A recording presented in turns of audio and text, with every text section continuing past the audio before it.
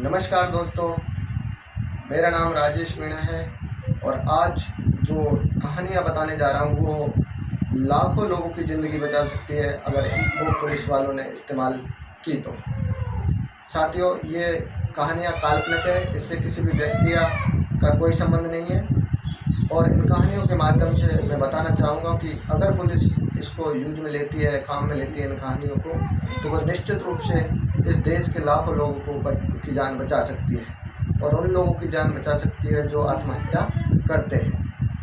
कहानी एक दिन की बात है दोस्तों। मैं अपनी ड्यूटी के दौरान एक झील के किनारे गाड़ी लेके खड़ा था और गश्त में ड्यूटी कर रहा था।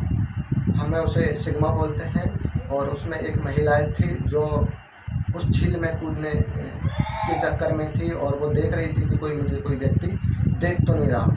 तो मुझे जैसे ही पता लगा मैं तुरंत गाड़ी लेके उसके पास पहुंचा और मुझे पता लगा, मैंने उससे पूछताछ करी कि आप इस तरह यहाँ चप्पलों को खोल के और चुन्नी उन्नी पटक के बाहर किनारे पे क्यों खड़ी हो, क्या इरादा है आपका।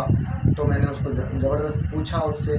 तो बाद में उसने बताया कि सर मैं 12वीं क्लास कक्षा में फेल हो गई हूँ और मेरे घर वाले मुझे से झगड़ते या लड़ते हैं और मुझे दबाव बना रहे हैं मेरे ऊपर कि आप फेल क्यों हो गए।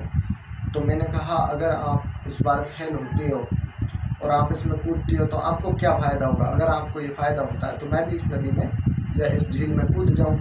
तो उसने बताया सर कोई फ़ायदा तो नहीं होगा, लेकिन मैं सुनने के बजाय ठीक है कि मैं मर जाऊँ तो ठीक है।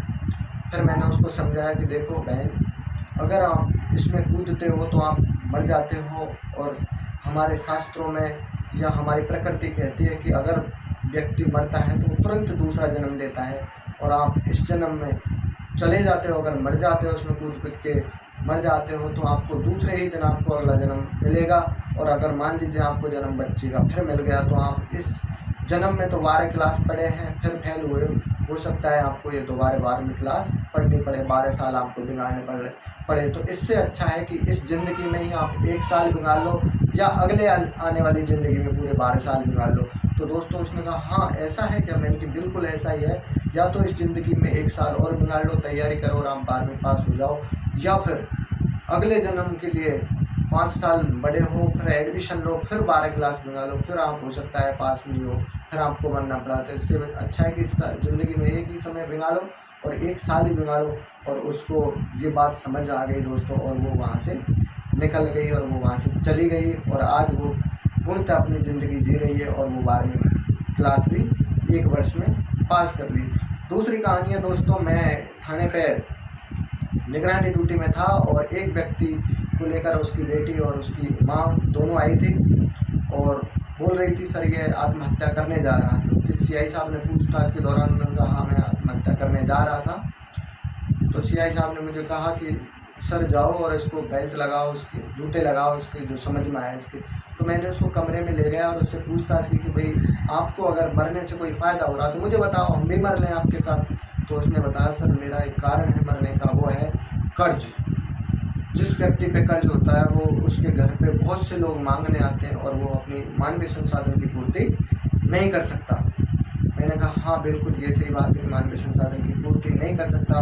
तो उससे पूछा गया था तो उसने सिर्फ बताए 1 या 2 लाख रुपए कि 1-2 लाख रुपए मेरे कर्जा है और मुझे मेरे घर पे मांगने वाले बहुत से लोग आते हैं जिनको मैं कर्ज नहीं दे पाता हूँ, जिनको पैसे नहीं दे पाता हूँ, इसलिए मैं आत्महत्या करने जा। तो मैंने उन्हें ये भी बात बताई, देखो सर आप बिल्कुल मर जाना, लेकिन जब तक आपका शरीर जिंदा है तब तक आपको मरना नहीं है और तब तक नहीं मरना जब तक आप 1-2 करोड़ रुपए ब्याज नहीं हो जाओ। उन्होंने कहा ऐसा क्यों सर। मैंने कहा आपका एक शरीर का अंग भी लाखों रुपए का है।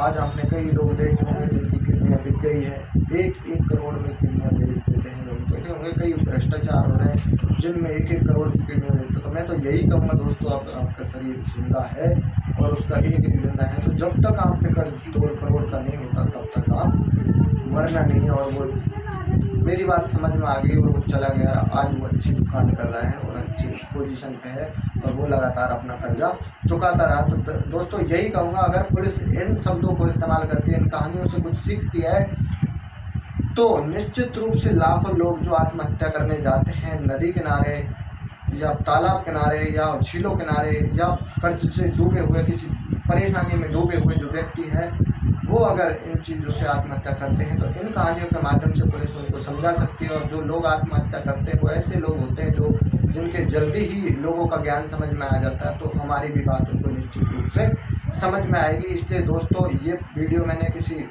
व्यक्ति विशेष के लिए नहीं है कि सिर्फ एक काल्पनिक कहानी है जिससे लाखों लोगों की ज़िंदगी बचाई जा सकती है। पुलिस को इस शब्दों का इस्तेमाल करना चाहिए। और दोस्तों, इस वीडियो को लाइक करें, कमेंट करें, शेयर करें और ज़्यादा से ज़्यादा सब्सक्राइब करें। मैं आपका दोस्त राजेश आपको बहुत अच्छी मोटिवेशन वीडियो देता रहूँगा, जिसके माध्यम से हम जनहित में, जनमानस में ये काम कर सकते हैं और लाखों लोगों की ज़िंदगियाँ बदल सकते हैं। नमस्कार दोस्तों, जय हिंद, जय इंडिया। काट दो।